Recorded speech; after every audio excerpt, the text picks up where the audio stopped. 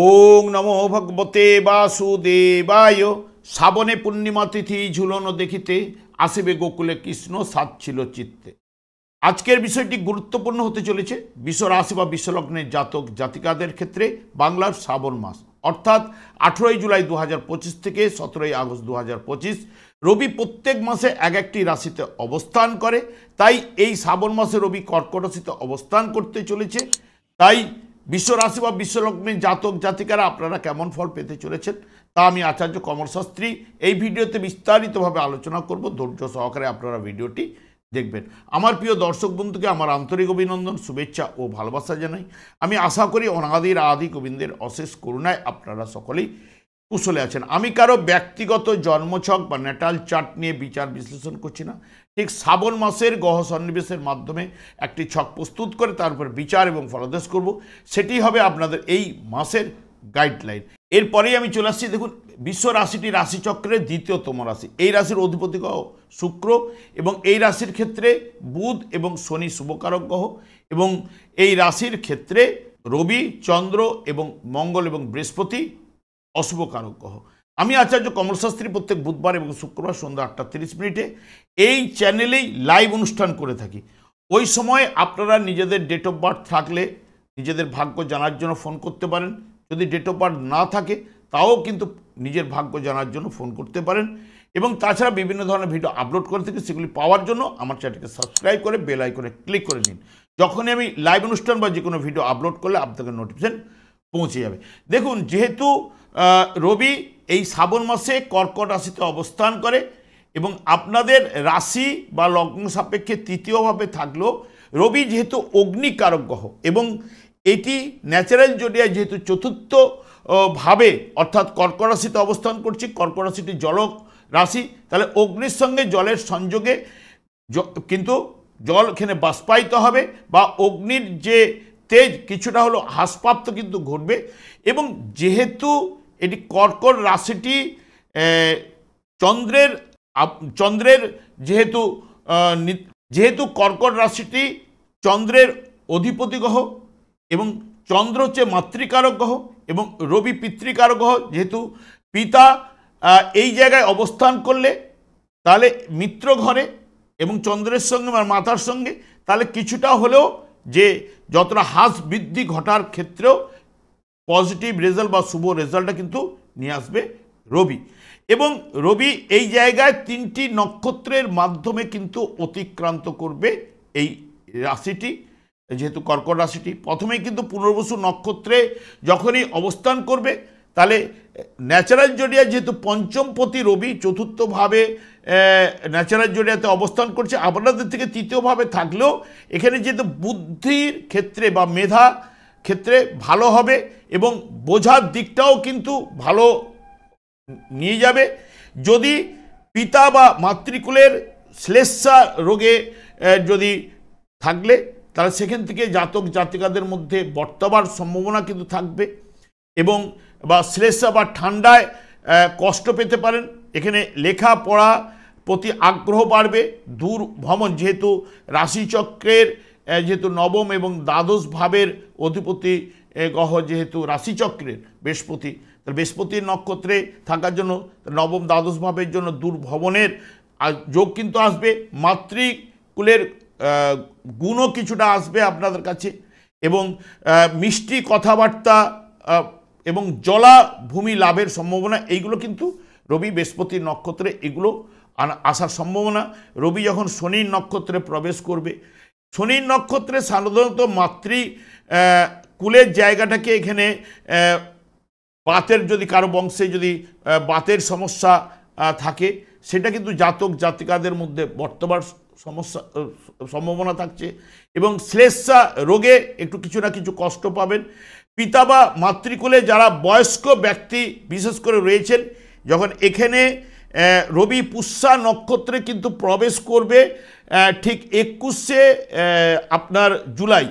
জুলাই যখন প্রবেশ করবে তখন থেকেই কিন্তু এই জায়গায় ফলগুলো পাওয়ার সম্ভাবনা। বয়স্ক ব্যক্তিরা স্বাস্থ্য দিক দিয়ে ভালো যাবে না, বিদ্যাক্ষেত্রে আশানুরূপ ফল কিন্তু সেই মতো উঠে আসবে না, মনকষ্ট একটু ভোগাতে পারে বা পিতার সঙ্গে মতের মিল নাও দিতে পারে ভূমি এবং জলের সঙ্গে সম্পর্কিত সেই সকল কাজকর্মে আকর্ষণ কিন্তু বৃদ্ধি করতে পারে।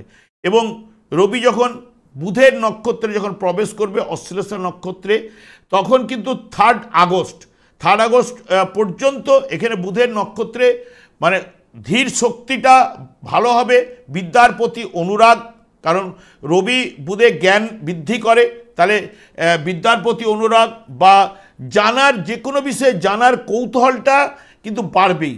এবং এখানে যখনই বুধের নক্ষত্রে সাধারণত রাশিচক্রের যেহেতু ষষ্ঠ এবং তৃতীয় ভাবের অধিপতি পেটের গোলমালে ভোগাতে পারে, এবং এই যে মনের মধ্যে অস্থিরতা, চঞ্চলতা, এইগুলো কিন্তু এই যে জলরাশিতে বুধ আসীন রবির সঙ্গেই বসে রয়েছে এবং রবি অশ্লেষা নক্ষত্রে, সেই কারণেই চঞ্চলতা এবং অস্থিরতা বৃদ্ধিপ্রাপ্ত কিন্তু ঘটবেই। এবং বুধও এই জায়গায় আপনাদের অবস্থান করছে ঠিক এখন বর্তমানে অশ্লেষা নক্ষত্রে থাকলেও বক্রতা আরম্ভ করবে, বক্রতার মাধ্যমে আবার পুষ্যা নক্ষত্রে যাবে, পুষ্যা নক্ষত্র থেকে আবার এইভাবে কিন্তু আসবে। সেই কারণে যেহেতু পুষ্যা নক্ষত্রে যখনই যাবে বা পুষ্যা নক্ষত্রের মাধ্যমে আপনার কাছে যে ফলটা উঠে আসবে, তাহলে এখানে বুধ, চন্দ্র এবং শনি, তাহলে মাতৃকুলের নার্ভের সমস্যায় যদি কারো থেকে থাকে সেটা বর্তাতে পারে, বা মাতৃকুলের সম্পত্তি নিয়ে মাতা এবং পুত্রের মধ্যে কোনো না কোনো মনোমালিন্য বা ভুল বুঝাবুঝি সৃষ্টি হতে পারে। যখন বুধ নিজের নক্ষত্রে যাবে, এবং নিজের নক্ষত্রে যাওয়া মানে বুধ হচ্ছে রাশিচক্রের তৃতীয় এবং ষষ্ঠপতি, সেই কারণে পেটের অসুখে কিছুটা ভোগাতে পারে, এবং নিজের বিষয়টি কিন্তু খুব ভালো বুঝবার ক্ষমতা কিন্তু তখন কিন্তু আসবেই, কারণ নিজের নক্ষত্রে তো। এবং ভাই বোন এদের সাহায্য কিন্তু অতি অবশ্যই লাভ করবে, যতই মনোমালিন্য হোক না কেন। এবং মাতার সঙ্গে সম্পর্কের জায়গাটা কিন্তু সেই মতো কিন্তু ভালো জায়গাটা কিন্তু থাকবে না, তবে সুখভোগের জন্য অস্থিরতা অতি অবশ্যই কিন্তু আপনাদের বাড়বে। বিশ্বলগ্নের জাতক জাতিকাদের ক্ষেত্রে দেখুন, তৃতীয়ভাবে গোচরে কর্কট রাশিতে রবি প্রবেশ করেছে। তৃতীয়ভাবে গোচরে যেহেতু শুভফল প্রদান করে, এবং রবি যেহেতু নৈসর্গিক অশুভ কারক গ্রহ, যে উপচয় স্থানে গোচরে কিন্তু শুভফল কিন্তু নিয়ে আসে, যেমন জাতকের মন উচ্চ এবং উদার ভাবাপন্ন হয়, এবং জাঁকজমক এবং আড়ম্বর ভালোবাসে, এবং সম্মান লাভ কিন্তু এই তৃতীয়ভাবে কিন্তু গোচরে করায়। এবং রবি যেহেতু এখানে আপনাদের থেকে কেন্দ্রপতি হয়ে যেহেতু তৃতীয়ভাবে অবস্থান করছে, তাই ভাই বোন প্রতিবেশী আত্মীয় স্বজনের সঙ্গে সুসম্পর্ক বা তাদের সাহায্য লাভের জায়গাটা কিন্তু আপনি পেতে পারেন। কাজকর্মে সফলতা, চাকুরি বা ব্যবসায় নতুন দিগন্ত কিন্তু এই জায়গায় রবি কিন্তু এনে থাকে, এবং আয় বৃদ্ধি কিন্তু ঘটায়। এবং যার জন্মকালীন রবি পীড়িত বা দুর্বল থাকলে এই জায়গায় মিশ্র ফল তাদের ক্ষেত্রে উঠে আসবে। এবং রবি এই জায়গায় প্রবেশ করার সঙ্গে সঙ্গে দেখবেন যেই বিশ্বরাশি বা বিশ্বলগ্নের জাতক জাতিকারা, বিশেষ করে যারা কার্তিক মাসে জন্মগ্রহণ করেছেন, বা অগ্রহায়ণ মাসে যারা জন্মগ্রহণ করেছেন, বা চৈত্র মাসে যারা জন্মগ্রহণ করেছেন, দেখবেন যারা কার্তিক মাসে যারা জন্মগ্রহণ করেছে তাদের গোচরে তাহলে দশমভাবে রবি প্রবেশ করছে। দশমভাবে রবির জন্মকালীন রবি থেকে দশমভাবে প্রবেশ করা মানেই এখানে কাজকর্মের জায়গায় উন্নতি, সফলতা, বা এই যে যারা অগ্রহায়ণ মাসে জন্মগ্রহণ তাদের নবমভাবে, এদের এখানে পঞ্চমভাবে ভাগ্যের উন্নতি, সফলতা ইত্যাদি ইত্যাদি জন্মকালীন। তবে তাদের রবি যেন শুভ অবস্থান করে, তবে জন্মকালীন যাদের রবি এই জায়গায় অবস্থান করছে তিনটি জায়গাতে, অর্থাৎ এখানে তুলা রাশি বা বৃশ্চিক রাশি বা মীন রাশিতে, তাদের ক্ষেত্রে শুভফল রবি গোচর চলাকালীন এই জায়গায় তাদের ক্ষেত্রে অতি শুভফলটা উঠে আসার সম্ভাবনা দেবে। এবং বুধও কিন্তু আপনাদের যেহেতু দ্বিতীয় পতি এবং এখন বর্তমানে পঞ্চম পতি গ্রহ তৃতীয়ভাবে আসীন, তাহলে এখানে দেখবেন বুধ সাধারণত তৃতীয়ভাবে মাঙ্গলিক কর্মে জয় কিন্তু আনে, এবং ব্যবসা বাণিজ্যে যুক্ত করায়, এবং বিশেষ করে দেখবেন পণ্য ব্যবসায়ী যাদের সঙ্গে বন্ধুর লাভ কিন্তু ঘটায় এই বুধ। এবং গৃহে মন্দ ব্যক্তির আগমনের সম্ভাবনা কিন্তু থাকছেই এই বুধ যতদিন এখানে অবস্থান করছে, এবং একটু নিরানন্দ ভাব চলতে পারে, বিদ্যায় জ্ঞান লাভ ঘটালেও গভীরতার জায়গায় কিন্তু প্রবেশ করতে কিন্তু ঠিক বুধ কিন্তু দেয় না, বা সেই রকম একটা ছাপ ফেলতে পারে না। এবং বুধ এই জায়গায় ব্যবসায় যুক্ত করায় এবং ব্যক্তিত্বের সাফল্য কিন্তু ব্যবসা থেকে নিয়ে আসে এই জায়গাতে। এবং এই জায়গায় রবি বুধের যে সম্পর্কটা এখানে শুভফল প্রদান করলো, এখানে যেহেতু মায়ের সঙ্গে একটুখানি কিছু না কিছু, যেহেতু চতুর্থপতির সঙ্গে যুক্ত আছে, একটু মনোমালিন্য জায়গা কিন্তু বুধ সৃষ্টি করবে। মঙ্গল এখানে চতুর্থভাবে কেতুযুক্ত অবস্থায় অবস্থান করছে, সেই মতো মঙ্গল গোচর চলাকালীন চতুর্থভাবে শুভফল কিন্তু প্রদান করতে পারে না, এমনিতে আপনাদের ক্ষেত্রে অশুভকারক গ্রহ। এবং চতুর্থভাবে সাধারণত এটা বন্ধু ঘরে অবস্থান করছে, কিন্তু দুশ্চিন্তা, স্বাস্থ্য বিষয়ে নানান দিক দিয়ে সমস্যা বা কষ্ট, জন্মকালীন যদি মঙ্গল আপনাদের ক্ষেত্রে শুভ এবং বলবান যদি থাকে, যার রয়েছে চতুর্থভাবে যেহেতু মিত্র ঘরে অবস্থান করছে, যেহেতু এটি রবির ঘর, রবির সঙ্গে মঙ্গলের মিত্রতা রয়েছে, তাহলে মিত্র ঘরে এবং কেন্দ্রভাবে অবস্থান করার জন্য কিছুটা হলেও কাজকর্মে উৎসাহ, উদ্দীপনা এবং নতুন ব্যবসা বাণিজ্যের পরিকল্পনা এইগুলো কিন্তু ঘটাবে। তবে 28শে জুলাই পঞ্চমভাবে অর্থাৎ আপনাদের কন্যা রাশিতে প্রবেশ করতে চলেছে। ঠিক 28শে জুলাই পঞ্চমভাবে কিন্তু যেহেতু স্ত্রী এবং পুত্রের দ্বারা অসুখী কিন্তু আপনাকে করাবেই যে কোনো কারণেই, বা বাত বা শ্লেষ্মা রোগে কিছু না কিছু কষ্ট আনতে পারে। এবং মন সর্বদা দেখবেন কুকর্ম চিন্তা করবে বা কুকর্মের দিকে যুক্ত করাবার জন্য টেনে নিয়ে যাওয়ার চেষ্টা করবে, সেই বিষয়ে সতর্কতা। কারণ অপোজিটে আপনাদের একাদশভাবে লাভস্থানে কিন্তু শনিদেব অবস্থান করছে, এবং শনিদেব অবস্থান করছে এবং ঠিক মঙ্গলও প্রবেশ করবে এই পঞ্চমের সঙ্গে, এবং শনিদেবের যে সংযোগ ঘটবে এই সময় অনেকের ক্ষেত্রে নানান দিক দিয়ে সমস্যা কিন্তু সৃষ্টি করতে পারে। এবং শনিদেবও বক্রতার মাধ্যমে অবস্থান করবে, সেই কারণে দেখবেন কিছু না কিছু যতটা পারবেন, যারা গর্ভবতী মহিলারা রয়েছেন বা মায়েরা যারা রয়েছেন, ডাক্তারের সুপরামর্শের মধ্যে থাকা উচিত। এবং বাড়িতে যেটুকু কাজকর্ম করবে খুব সতর্কতা অবলম্বন। আর সন্তান সন্ততিরা যারা রয়েছে তারা যখন গাড়ি বা যে কোনো যারা চালায়, দু চাকার গাড়ি, চার চাকার গাড়ি, তবে বিশেষ করে দু চাকার গাড়ি যে জায়গাটা যারা চালাচ্ছেন, সন্তানরা যারা চালান, তাদের ক্ষেত্রে একটুখানি বলবেন যে যতটা পারবেন সতর্কতা অবলম্বন করে গাড়ি চালানোর কথা।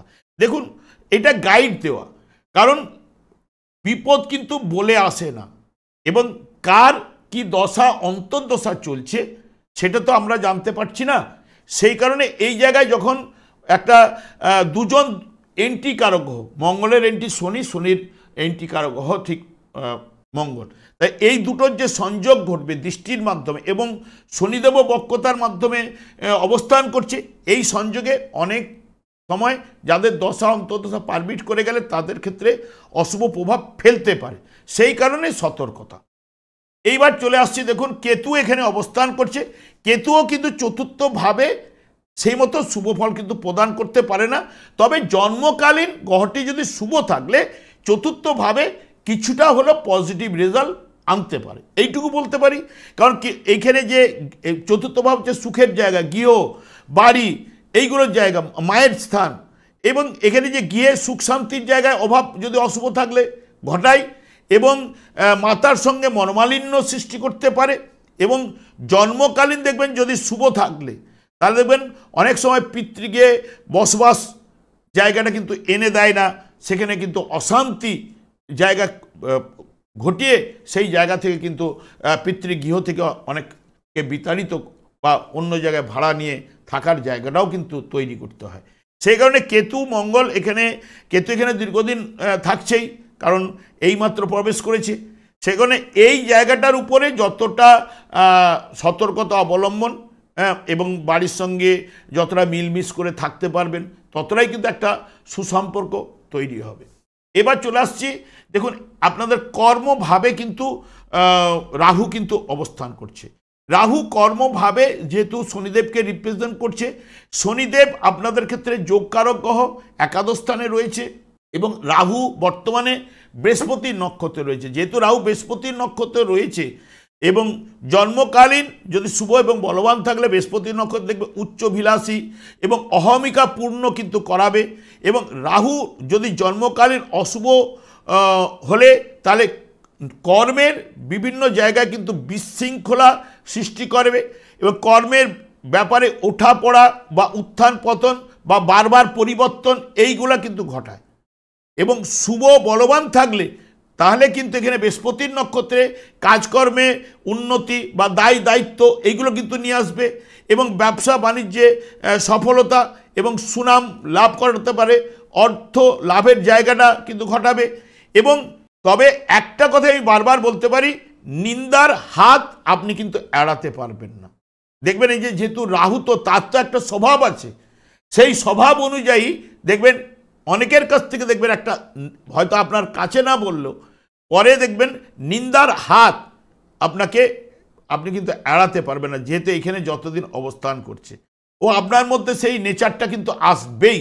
এবং যেহেতু শনিদেব একাদশভাবে লাভস্থানে শনিদেব শুভফল কিন্তু প্রদান করে গোচর চলাকালীন, এবং আপনাদের ক্ষেত্রে নবমপতি এবং দশমপতি হওয়া এবং একাদশ ভাব হচ্ছে লাভস্থান, এবং লাভস্থানে যেহেতু অবস্থান করছে তার বর্তমানে কিন্তু বক্রতা, কিন্তু এখানে লাভস্থানে কিন্তু সম্পদ ও আয়ু কিন্তু বাড়ায়, প্রতিভার বিকাশ কিন্তু ঘটায়, ধনী ব্যক্তির সাহায্য প্রাপ্তি করায় এবং কাজকর্মের দায়িত্ব উদ্যম লাভ এবং আয় বৃদ্ধি, ভাগ্য উন্নতি, যেহেতু ভাগ্যবতী গ্রহ নিজেই এইগুলো কিন্তু ঘটাবার জায়গা কিন্তু দেয়। তবে বক্রতা আরম্ভ করতে চলেছে, বক্রতা আরম্ভ করলে এবং এই জায়গায় বসে আপনাদের রাশিভাবের উপরে কিন্তু দৃষ্টি রেখেছে, এটা কিন্তু মাথায় রাখবেন। কারণ দৃষ্টি রাখা মানে যে শনির দৃষ্টি যে একদম সুফল, এই কথা একাদশভাবে বসতে পারে, বসলেই যে সে সুফল দৃষ্টিটা দেবে তা নয়, কারণ ওনার পূর্ব জায়গায় কিন্তু তার অভিশাপ প্রাপ্ত হয়ে আছে, যার দিকে দৃষ্টিপাত করবে তার দৃষ্টিটা কুদৃষ্টি যাবে। এখানে রাশিভাবে দেখছে একাদশ সফলতা আনবে এই কথা বলছে। অনেক ক্ষেত্রে কিন্তু যদি জন্মকালীন পীড়িত বা দুর্বল থাকলে তাহলে কিন্তু ততটা কিন্তু সুফল নিয়ে আসতে পারবে না। এবং বক্রতার মাধ্যমে গ্রহগুলো কিন্তু উল্টো পাল্টা ফল প্রদান করে থাকে। কেউ এই যে এর ফল দান, বক্রতা গ্রহের ফল দানের ক্ষেত্রে দ্বিমত কিন্তু রয়েছে, প্রত্যেকের মধ্যে দ্বিমত। কেউ বলবে হ্যাঁ আপনি শুভ ফল পাবেন, কেউ বলবে শুভ ফল পাবেন না, হ্যাঁ এই জায়গাটা বলবেই। তবে আমার একটা এপিসোড আপলোড করা আছে, আপনারা দেখে নিতে পারেন। তবে এই জায়গায় অবস্থান করলেও সাধারণত যদি জন্মকালীন শুভ থাকলে তাহলে শুভ ফলের জায়গাটা কিন্তু উঠে আসবেই। এবং শুক্র কিন্তু রাশিপতি হিসেবে আপনাদের যেহেতু রাশিভাবে অবস্থান করছে, তার ক্ষমতা রয়েছে শরীর সুস্থ রাখা। এক নম্বর, যদি জন্মকালীন শুভ থাকলে শরীর সুস্থ রাখবে, কাজকর্ম বিলাসিতা আরাম আনন্দ লাভ এইগুলো কিন্তু শুক্র নিজে এই ঘরে অবস্থান করছে, তাহলে সে দেওয়ার চেষ্টা করবে, আয় বৃদ্ধি ঘটাবে, সম্মান লাভ ঘটাবে, সংসার জীবনে আনন্দ লাভ এই জায়গাগুলো নিয়ে আসবে, কাজকর্মে সফলতা ঘটাবেই। কারণ আবার দ্বিতীয়ভাবে গোচরে যাচ্ছে অর্থের জায়গায়, তাহলে নিজের চেষ্টায় কাজকর্মে উন্নতি সফলতা এইগুলো কিন্তু শুক্র কিন্তু দেওয়ার চেষ্টা করবে। তবে জন্মকালীন গ্রহটিকে শুভ থাকতে হবে, কারণ রাশিপতি গ্রহ তো যদি দুর্বল থাকলে সে দেখবেন প্রত্যেকটা ক্ষেত্রেই বাধাপ্রাপ্ত কিন্তু ঘটছেই। যেহেতু রাশিপতি বা লগ্নপতি যখনই দুর্বল থাকবে সে বারবার কিন্তু বাধাপ্রাপ্ত হতে থাকবেই। এখানে আপনাদের দ্বিতীয়তে কিন্তু বৃহস্পতি অবস্থান করছে, দ্বিতীয়তে গোচরে বৃহস্পতি শুভফল প্রদান করে থাকে এবং শুক্র 26শে জুলাইয়ের পর এই জায়গায় অবস্থান করবে। আপনাদের লাভপতি গ্রহ অষ্টমপতি হোক, এখানে শুক্র এবং বৃহস্পতি দেবগুরু এবং অসুরগুরুর সংযোগ ঘটবে। এই যে দেবগুরু অসুরগুরুর সংযোগে একটা শুভ ফল বা হঠাৎ লাভ অপ্রত্যাশিত লাভ এগুলো কিন্তু ঘটাতে পারে, এইটুকু আপনাদের বলতে পারি।